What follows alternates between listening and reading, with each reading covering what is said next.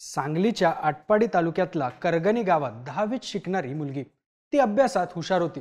स्पर्धा परीक्षेसाठी तयारी करायची. शाळेतही तिला चांगले मार्क्स मिळायचे.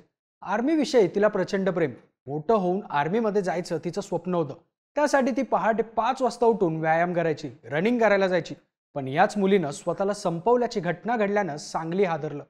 तिने स्वतःला संपवण्यामागचं कारणही तितकंच धक्कादायक होतं. गावातल्या 4 डवाळखोर मुलांकडून तिला शारीरिक आणि मानसिक त्रास दिला जात होता. तिच्यावर अत्याचार करण्यात आला होता. वारंवार फोन करूनही धमक्याही दिल्या गेल्या.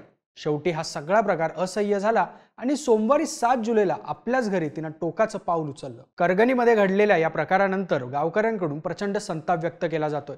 या घटनेचा निषेध करत गावानं कडकडीत बंद पाळलाय. पण या सगळ्या प्रकरणात मुलीच्या नातेवाईकांकडून आरोपींवर राजकीय वरदहस्त असल्याचे आरोप करण्यात आलेत. गावात असणारी आरोपीची बेकरी ही टवाळखोरांचा अड्डा असल्याच्या चर्चा आहेत. या मुलांकडून त्रास होणारी ही एकटीच मुलगी नाही, यात गावातल्या अनेक मुलींचा समावेश आहे असंही गावकऱ्यांकडून सांगण्यात येतं. हे प्रकरण आहे काय? मुलीच्या नातेवाईकांनी केलेले आरोप काय आहेत आणि पोलीस तपासात नेमकी कोणती माहिती समोर आली आहे, या सगळ्याची माहिती जाणून घेऊयात या व्हिडिओमधून. नमस्कार, मी अनिकेत आणि तुम्ही पाहताय बोल भिडू. या प्रकरणातील पीडित मुलगी ही करगणी गावातच तिच्या कुटुंबासोबत राहत होती. गावातल्याच माध्यमिक शाळेत ती 10वीत शिकत होती. पण मागच्या काही दिवसांपासून शाळेत जाणंही तिच्यासाठी अवघड झालं होतं. ती जेव्हा शाळेत जायची किंवा शाळेतून घरी परत यायची तेव्हा रस्त्यात तिला काही मुलांकडून त्रास दिला जायचा. ही मुलं तिला चिडवायची, तिचा पाठलाग करायची, शारीरिक आणि मानसिक त्रास द्यायची. तसंच घरी वारंवार फोन करूनही तिला त्रास दिला जायचा. या मुलांपैकी राजू विठ्ठल गेंड यानं तिच्याकडे शरीर संबंधाची मागणी केली होती. पीडित मुलीनं या सगळ्यासाठी साफ नकार दिला. पण त्याची मागणी धुडकावून लावल्यानंतर राजू गेंड याने त्या मुलीवर जास्तच दबाव टाकायला सुरुवात केली. अशातच एके दिवशी शाळेच्या रस्त्यावरून जात असताना राजू गेंड त्या मुलीला जबरदस्तीने गावातल्या एका खोलीत घेऊन गेला. तिथं त्यानं तिच्यावर अत्याचार केले. या सगळ्या प्रकरणाचा व्हिडिओही त्यानं शूट केला. धक्कादायक गोष्ट म्हणजे त्यावेळी पीडितेसोबत तिची बहीणही होती. बहिणीसमोरच तिच्यावर अत्याचार झाल्याचं काही माध्यमांकडून सांगण्यात आलंय. पण हा प्रकार एवढ्यावर थांबला नाही. त्यानंतर राजू गेंड हा त्या मुलीला शारीरिक संबंध ठेवले नाहीत तर तिचा व्हिडिओ व्हायरल करेन अशी धमकी देऊ लागला. शिवाय त्याच्यासोबतच नाही तर त्याच्या मित्रांसोबतही शारीरिक संबंध ठेवण्यासाठी तिच्यावर दबाव टाकला जात होता. हा सगळा छळ, त्या मुलांच्या धमक्या सहन करणं पीडित मुलीला असह्य झालं. शेवटी 6 जुलैला रात्री घरात जेवण वगैरे झाल्यानंतर पीडित मुलीनं या सगळ्याची माहिती घरच्यांना दिली. आपल्या मुलीसोबत इतकं सगळं घडल्याचं ऐकून तिच्या घरच्यांनाही धक्का बसला. पण रात्र बरीच झाल्यामुळे त्यांनी दुसऱ्या दिवशी सकाळी या संदर्भात पोलिसांकडे तक्रार करायचं ठरवलं. त्यानुसार सगळे झोपायला गेले. पण दुसऱ्या दिवशी सकाळी ती मुलगी या जगातच नव्हती. मुलीच्या घरच्यांना तिचा मृतदेह आढळून आला. जर पोलिसांकडे तक्रार करायचं ठरलं होतं तर मग रात्री नेमकं असं काय घडलं की त्या मुलीला असा टोकाचा निर्णय घ्यावा लागला, असा प्रश्न सध्या विचारला जातोय.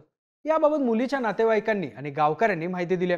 त्यासोबतच या प्रकरणातील आरोपी आणि पोलिसांबाबत काही तक्रारी देखील त्यांच्याकडून करण्यात आल्या. मुलीच्या काकांनी दिलेल्या माहितीनुसार 6 जुलैला रात्री 9च्या आसपास मुलीनं तिच्यासोबत काय घडलं ते सगळं तिच्या वडिलांना सांगितलं. त्याच्यानंतर तिच्या वडिलांनी उद्या पोलिसांमध्ये तक्रार करू असं सांगितलं. पण रात्रीच त्या मुलांनी पुन्हा या मुलीला कॉल करून फार त्रास दिला आणि त्यामुळे रात्रीच तिनं जीवन संपवलं असं तिच्या काकांचं म्हणणं आहे. मुलीचा मृतदेह बघून तिच्या काकांनी आटपाडी पोलिसांना फोन करून बोलावून घेतलं. पोलिसांनी मृतदेह ताब्यात घेतला आणि पोस्टमॉर्टमसाठी रुग्णालयात दाखल केला. त्यावेळी सुरुवातीला स्वतःला संपवल्याची तक्रार पोलिसांनी नोंदवून घेतली होती. पण त्याचवेळी मुलीनं आदल्या रात्री दिलेल्या माहितीच्या आधारावर नातेवाईकांनी तिला त्रास देणाऱ्या 4 जणांची नावं पोलिसांना सांगितली आणि त्यांच्या विरुद्ध तक्रार दाखल करण्याची मागणीही केली. पण कित्येक तास गुन्हा दाखल करण्याची मागणी करूनही पोलिसांनी राजकीय दबावामुळे गुन्हा दाखल करून घेतला नाही, असे आरोप या मुलीच्या काकांनी केलेत. संपूर्ण दिवस निघून गेल्यानंतर शेवटी पोलिसांनी त्या मुलीला जीवन संपवण्यासाठी कारणीभूत म्हणून त्या 4 जणांवर गुन्हा दाखल केला. अत्याचाराचे गुन्हे त्यांच्या विरोधात दाखलच केले गेले नाहीत. त्यानंतर गावकऱ्यांनी 8 जुलैला आटपाडी पोलीस स्टेशन समोर ठिय्या आंदोलन केलं.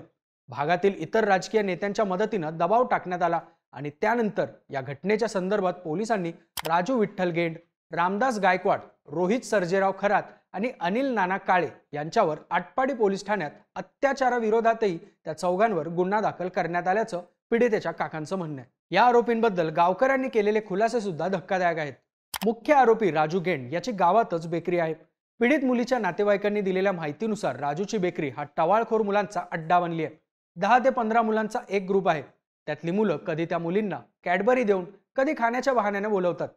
त्यांच्याशी गोड बोलून त्यांच्याकडून नंबर घेतात. दीदी म्हणून आधी एखादा मुलगा मुलींना मेसेज करतो आणि त्यानंतर या मुलींवर अत्याचार केला जातो. या बेकरीत एक खोली आहे आणि त्याच्या वरच्या मजल्यावरही एक खोली आहे. तिथे या मुलींना नेलं जातं. त्या ठिकाणी अत्याचार केले जातात. इतरांकडून त्याचा व्हिडिओही शूट केला जातो. पण या सगळ्या मुली गरीब शेतकरी कुटुंबातील असल्यामुळं त्या तक्रार करत नाहीत आणि त्यामुळे या आरोपींची हिंमत वाढत गेली, असे आरोप नातेवाईक आणि गावकऱ्यांकडून करण्यात आले. तसंच राजूकडे 2 मोबाईल आहेत. त्यात मुलींचे 28 ते 30 व्हिडिओज आहेत. या व्हिडिओच्या सीडीजही या मुलांनी बनवून ठेवल्यात, असे आरोप गावकऱ्यांनी केलेत. राजू गेंडचे वडील सावकारीचा धंदा करतात. जास्त व्याजदरानं कर्ज देतात. त्यांना 2 जिल्ह्यातून तडीपार करण्यात आलं होतं. पण त्यांच्यावरची तडीपारी कशी आणि कोणी हटवली, असा सवालही गावकऱ्यांनी केलाय. या सगळ्यात आरोपीवर राजकीय वरदहस्त आहे. त्यामुळेच इतके गंभीर गुन्हे करूनही त्यांच्याविषयी तक्रार करायला किंवा पोलीस तक्रार नोंदवून घ्यायला तयार होत नाहीत का, असाही या गावकऱ्यांचा प्रश्न आहे. पीडितेच्या नातेवाईकांनी दिलेल्या माहितीनुसार गुन्हा दाखल केल्यानंतरही पोलिसांकडून योग्य प्रकारे घटनेचा तपास केला जात नव्हता. बेकरीला राजू गेंडनं लॉजच बनवलं होतं. पण तरीही घटना घडल्यानंतर 2 दिवस पोलिसांनी ना त्याच्या बेकरीमधले सीसीटीव्ही फुटेज तपासले, ना तिथल्या खोल्यांची तपासणी केली. आरोपी गावातलाच असल्यामुळे 2 आरोपींना गावातल्या लोकांनीच पोलीस स्टेशनमध्ये आणलं, असंही सांगण्यात येतं. राजू गेंड हा या प्रकरणातील मुख्य संशयित मानला जात असून त्याच्यासह रामदास गायकवाड यालाही गावकऱ्यांनी मारहाण करून पोलिसांच्या ताब्यात दिलं होतं. गावकऱ्यांनी मारल्यानंतर जखमी झाल्यामुळे रामदासला उपचारासाठी रुग्णालयात दाखल करण्यात आले. मात्र पोलिसांकडून गंभीर गुन्हे दाखल करू नये असा दबाव नातेवाईकांवर टाकला जात होता, असे आरोपही मुलीच्या काकांनी केलेत. जेव्हा गावातील लोकांचा दबाव वाढला तेव्हा अखेर पोलिसांनी आरोपींवर पॉक्सो अंतर्गत तसंच भारतीय न्याय संहितेच्या कलम 64(2) एम 74, 78 अंतर्गत गुन्हा दाखल केल्याची माहिती दिली जाते. या घटनेत गुन्ह्याची नोंद झाली असली तरी आणखी 2 आरोपी फरार होते. तसंच गावातील लोकांकडून पोलीस तपासात कसूर करत असल्याचे आरोप होत होते. त्यामुळे आता या सगळ्या प्रकरणाचा तपास पोलीस उपनिरीक्षक जयश्री कांबळे यांच्याकडे सुपूर्द करण्यात आलाय. तसंच फरार असलेले रोहित खरात आणि अनिल काळे या आरोपींनाही बुधवारी ताब्यात घेण्यात आलंय. राजूची बेकरी आणि आरोपींचा फोनमधला डेटा तपासण्याचं काम सुरू आहे.